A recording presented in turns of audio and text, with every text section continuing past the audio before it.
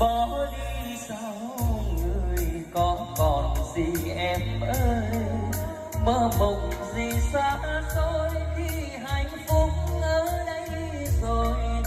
Bao năm sống chung đôi, 10 năm của riêng trời đâu phải là trò chơi.